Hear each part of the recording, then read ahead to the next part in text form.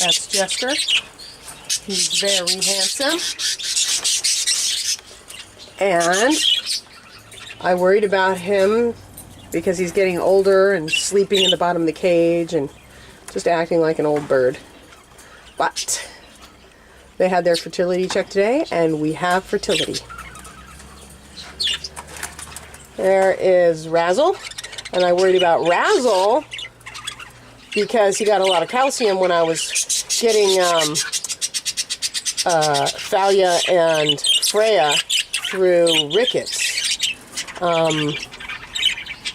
But I checked their fertility today, and we have fertility, which bodes well for Sparky and Fluffy over here. I mean Sprite and Fluffy over here, because they were getting calcium at the same time as Razzle and Remington. And if Razzle's already fertile again, then very likely Sprite is as well.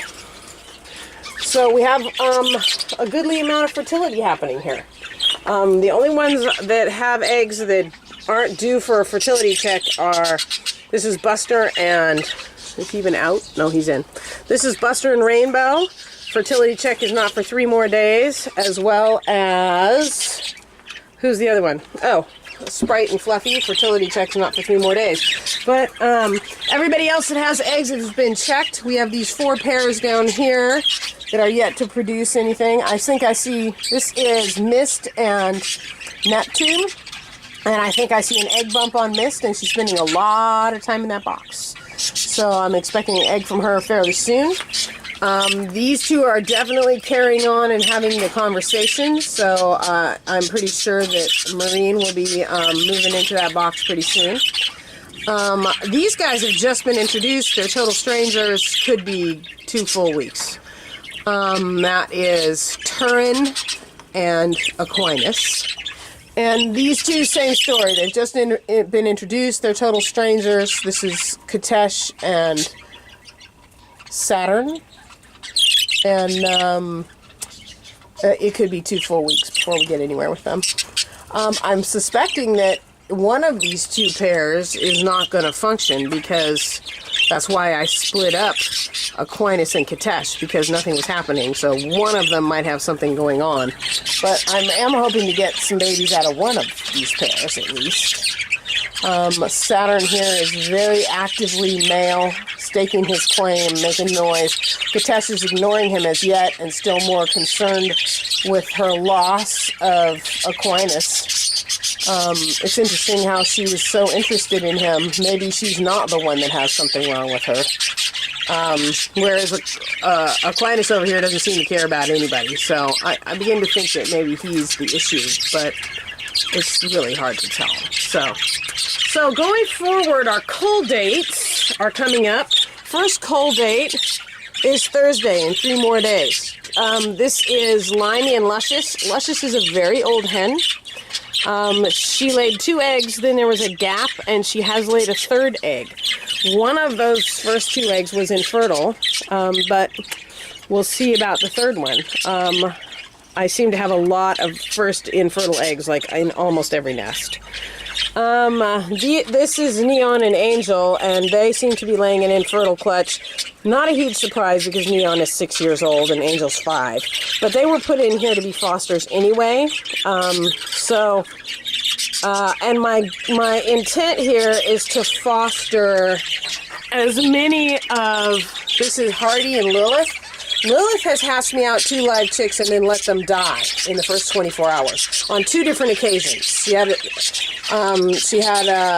lays small nests because she's older, so 3 or 4 eggs, and then 1 chick hatches and she lets it die. So I don't know, maybe she's not a competent parent. So my plan with these 2, because these chicks are highly valuable to me, is to take every single one of her live eggs and trade it out for Angel's eggs, because Angel is a very competent mama.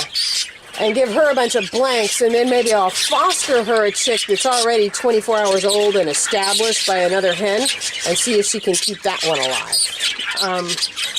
And if she can, then I'll end up fostering her some other chicks.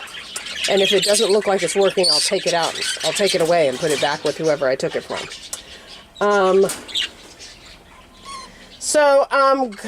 The other thing is, there are 3 pairs in here that I was hoping to get some chicks out of. The inexplicably infertile Izod and Peabody. I am really hoping that I'm going to get some fertility in the last few eggs in these clutches. Especially with Peabody, I really wanted this pair to produce me something. I had high hopes. So, I'm really hoping that when I go to do their cull date, which looks like Friday, I will find at least 1 or 2 developing embryos in the last few eggs that they laid. I think I saw that happening here with Scruffy and Lilith, but if I didn't, they can be a foster pair too.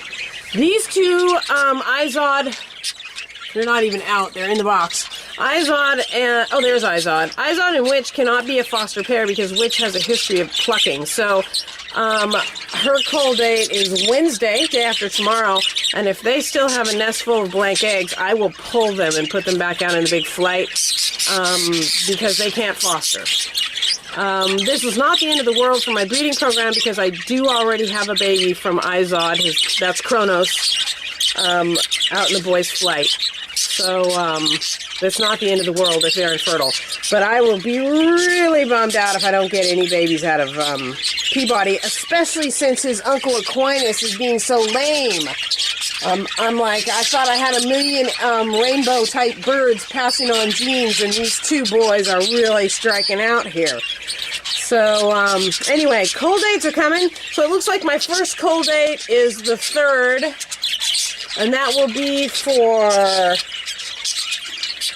these 2, whom I suspect will be all infertile, but maybe, we'll see. It's always possible those last few eggs will show me something. This is a cull date for Bubba and Gidget down here, and a cull date for Storm and Azul. So what I will do on Wednesday, when I say cull date, I mean I'm going to count live embryos, and if there's more than 4, I may take 1 out. But before I even check their embryos, I'm going to go back and check my infertile pairs to see if anybody's showing me any live chicks, because I need to know how many foster spots I have open. So if Peabody and Scruffy and Angel and Neon all have empty nests that I can hand out a bunch of fosters, I may not have to cull any eggs at all. Because I have, 3 nests that can give, I can foster out 9 chicks. So that's a lot of babies. And when I say cull date, like for instance, I have no intention of culling any of Bubba and Gidget's embryos. No matter how many they have, I will keep them all because they're highly valuable. Same thing with Hardy and Lilith. Same thing with this is Haverty and Lacey. All of these are highly valuable chicks to me for specific breeding programs, both the lacewing and the clear body. I won't have to cull anything here because he's only got 3 eggs, and I know one of them is infertile. So there is room for another foster chick in this family. So I have lots of space for fostering, so I may not be culling any embryos, but I am going to get a count and see how many I've got. And like, for instance, when I come to the cull date on next Saturday for this pair, I will take every live embryo she's got out of there and put it in Angel's box to make sure that when they hatch, they get nursed through that first 24 hours, because I have fears about Lilith's ability to do that. And I will replace the eggs that I take from her with Angel's blank eggs as placeholders, and either give her some of her own babies back if there's more than 3 of them once they're established, or use her as a foster and put other birds' babies in there. But I would wait until the baby is 24 hours old and its mother has started it, because I think this hen is not good at getting brand new babies started. That first 24 hours is crucial, and she hasn't shown me that she knows how to handle that. So there's a lot to think about as cull dates come up, with all of these empty boxes, and you know, a lot of juggling. I'm going to have crossed flow charts and, you know, spreadsheets and everything, figuring out whose eggs and whose chicks are going to go where, with who, how many foster spaces I have, and all that kind of stuff. There's little Miss Cloudy. I really hope I get at least 1 or 2 live embryos out of these two. She's got a huge egg lump, so she's getting ready to lay again. So cross your fingers. All right, that's it.